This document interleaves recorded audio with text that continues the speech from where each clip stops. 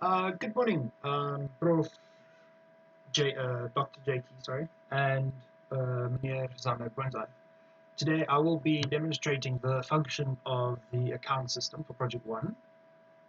Uh, this is assuming that you run the application from IntelliJ, from the IDE, as I've also specified in my documentation. So upon launching the application, you will be presented with this screen right here.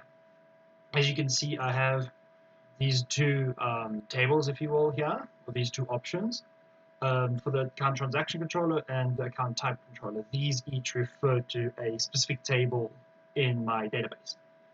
So upon clicking one of these, you will see it drops down and gives a overview of all the methods that have been implemented in these for these tables.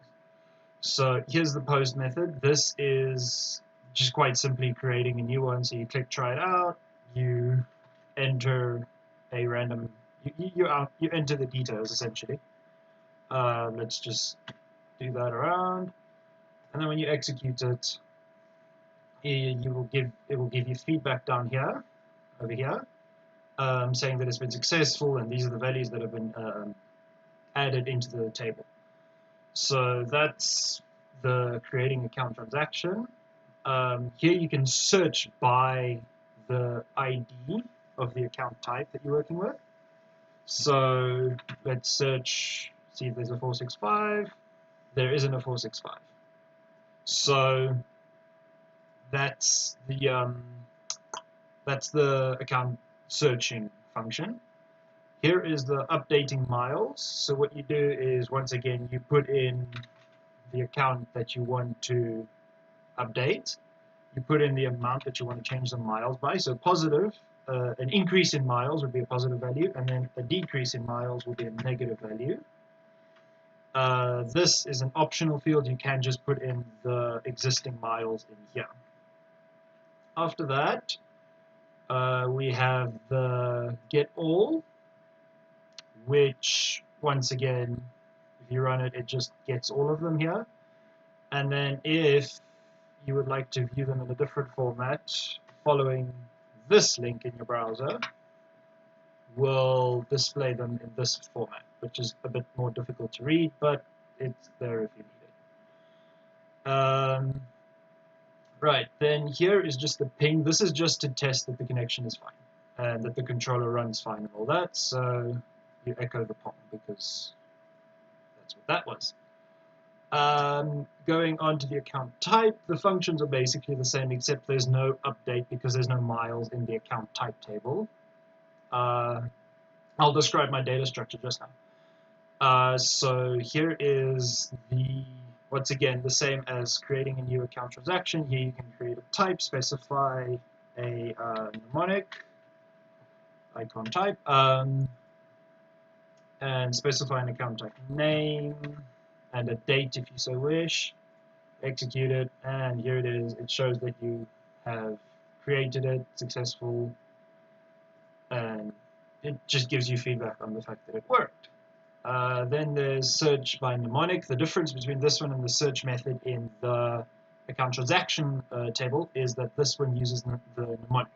So instead of needing to know the ID you're searching for, here you just type in a mnemonic. Say you know the account mnemonic is, like I just put in yes. And then you say execute. It takes this, it shows you that yes, there's one here, it's successful, and that's the details associated with it. Once again, if you would like to see the results in a different format for some reason, you can follow this link here, copy it into the browser, and go view it there. This is just a get all method. This once again just gets all the account type entries that have been entered. And this is the same ping method that was present in the other table, once again just to test functionality. Now we move on to the models. So this is the model that was defined in the program itself. So this is the account transaction table. So as you can see, I've got an account type ID that refers back to the account type. which would also be, it's the primary key on the database. So this is a foreign key on this table. Bear in mind, this table also has an account transaction ID as a primary key, and then the account type has that account type ID as a primary key. So account type here is a foreign key referencing this account type table. Member ID is just a ID referencing a hypothetical member table. I don't have a member table per se because it's not part of the scope of this project. Miles, obviously that is the amount of miles associated with this account type. So what you have is the account type ID and the member ID, so you can associate it both ways. So you can access it theoretically from both ways. And then you have the transaction date, which is just the date on which you update or change the miles. Then for account type, you have the account type ID, as I've just explained, that you have as a primary key, identifying uniquely. Then there is the mnemonic, which acts as a sort of primary key. It makes searching for a specific item, a specific entry, a lot easier because you just have to know the name of what you're searching for in essence, instead of a bunch of numbers and letters. Account type name is just the name of the account, and then the creation date is when it was created. Then here I have a general response clause. This is just to elicit a response from the HTTP server. So I'll show this in the code just now. And then here is the two specific ones for account type and account transaction of general response. Yeah, that's the user interface on Swagger. As you can see, I'm using the Swagger API to build a user interface here. Now running over to the code, let's just stop that. So what we have here is application layering implemented over here on the side. So as you can see, I've got the account system, which is the main directory encapsulating the whole thing, and then it's built out of multiple modules. So the way this works is web spring boot module. This does the web services for my application. So this is what talks to the server. This is what runs the application. This module is also where the WAR file is built and deployed in. The translator is the go-between between the repository layer and that web layer. Then the repository layer, this is what communicates directly to the database. This is where all the database entities are defined, the queries are written there. Everything is to do with database interaction is done in the repository. The logic, this is where everything is executed. This is where all the methods are. This is essentially where the meat of the program lies. This is where you have like I said, all the methods for executing the logic behind the program, if that need be. And then the domain module is basically just a go-between module for all the different other modules. So the way application layering functions and the reason it's implemented is so that you don't have really business-sensitive information, table definitions and stuff like that being accessible to the user. So what the domain does is it defines DTOs of each table down here. So here are the DTOs for each of the tables. As you can see, with all my classes, I have a short comment in the top explaining what the specific class does. So these two define the DTOs that are used across the application. So instead of working directly into the tables, it works through these in a way. And then these are the actual tables themselves. So I have defined my tables in Oracle using SQL Developer, and then these these define the table in the program. So they define the table structure. They make sure everything gets set, gets getted, and here's my general response class. This is once again to elicit a response from the HTTP server. I've got tests for my DTOs to make sure they function properly, because if they break, there's some serious trouble. And then moving on to the logic. over here, this is where all my logic is situated. So here's the configuration for the logic. This is just calling in the proper component stuff to create the beans for Spring to do its thing. It's defined as a configuration class, and I import translator config. We'll get that just now.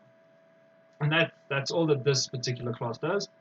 And then the flows and the implementations. This is the meat of the program. So the flows, these define the methods that are used. So all of these methods are, well, not this one, but all the methods in yellow are used at some point during the program by queries. These are all the query methods. So here we go. This is the implementation of that fetch account type. So this is the flow, and then this is the implementation of that. As you can see, it implements it over there. So here all the methods are actually typed out, and the logic is done here. A better example would be over here for my updating miles method here. I've called it add account, transaction miles. So as you can see, I've got a miles, and then the amount that's entered, just the miles is equal to the amount plus the get miles query. Which importantly I've written to not be accessible from the user interface. It's just an internal method that executes a query in order to get the miles to do this particular operation with. So that's the implementations of all the logic. And then here are test methods. Once again, I'm testing all of my implementations. Once again, because if they fail, there are serious issues and things are going to break. This is the repository module. So what happens in here, this is the module that talks to my database. So here is the configuration for Hibernate and the Oracle driver and everything to connect to the database. My repository config is down there, and then this is where my queries are in these interfaces. So these interfaces are called by the logic layer, and they execute these queries then in order to perform operations on the database, on the data table, sorry. The translator, this acts as a go-between between the repository and the logic. Once again, you've got methods in the translator, and then you've got the implementation of that translator, which just implements the methods. This does the error checking as well, so if you're unable to access or read the database, you'll see it from here. And then finally, the web Spring Boot module. This is, along with the logic, this is probably the most important module in the system. Because what happens here is this is where the Spring Boot, this is where Spring Boot happens. So as you can see, I've got this class declared as a Spring Boot application. And I've got the method here just to run it from here on. And then each different table has a controller. This is why there are two options on the Swaggy UI when you launch the application. So here's my account type one, and this is this is the transaction one. So as you can see, I call in all the flows. I pass them as qualifiers to the main method here, just to initialize them properly. And then all the different methods that were displayed underneath the account transaction option are here. So here you see I've got a get mapping to get all. Here's post mapping to create a new class. And then I've got another get mapping to search by account type. And then I use patch mapping. Now the reason I use patch mapping here, I did some research and found out that patch mapping was, especially when working with bigger applications, it's a bit redundant in this case, but when working with bigger applications, patch mapping is a lot more efficient in terms of overhead cost. Because what patch mapping does is it allows you to specify, using these parameters passed here, exactly which variables you're going to be accessing and updating. So here you can see I'm searching by account type, and I'm updating my miles. So this is the path to those variables.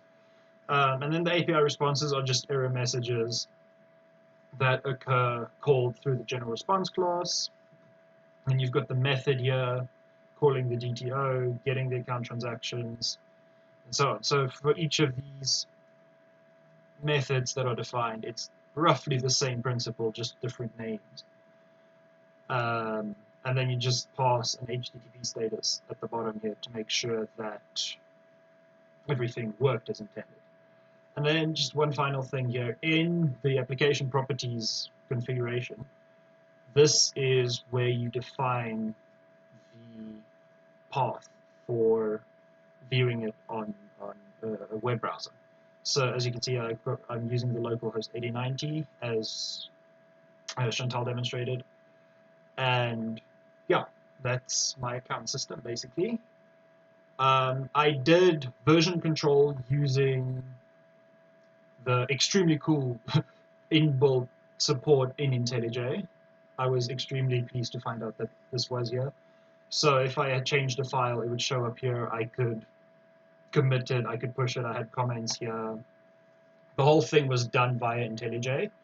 The link to my GitHub repo will be provided as requested in the assessments and in the documentation as a backup, along with the link for this video wherever it shall be posted. But yes, this is my main application structure with all of its with all of its code and everything working properly. Let me just go over to my SQL developer to show you the database structure. So what I did to define it in SQL developer, I built off of the structure that Chantal demoed for the account type tables. And I built off of that. I eliminated some of the fields that I felt were redundant or unnecessary, and maybe added one or two that I felt were necessary. All the documentation drawings and images in the documentation do correspond with what I have designed in SQL Developer. And yeah, so when this loads, I will show you my structure for my table. I created everything using the wizard in SQL Developer. However, I can pull the SQL, and everything works in SQL Developer. All this queries that I wrote in my program work in SQL Developer. I did test that. I also forgot to mention I have unit tests for all of the main account, for all of the main DTOs and all of the main implementations of methods and so on. So this is my account transaction table. As you can see, I've got the transaction ID that I explained. I've got the account type ID, member ID, miles, and the transaction date. And then for account type, I have the account type ID. Once again, this acts as a foreign key here. And then I have the mnemonic, account type name, and creation date. And I do have data in here to test with. And as you can see here this was the insertion that we did to demonstrate inserting a new account type. I thank you for listening and watching this video. I did enjoy this project. I thoroughly enjoyed the challenge of having to learn new software and implement everything in a way that I have not done before. So yeah, thank you very much for watching and enjoy the rest of your day.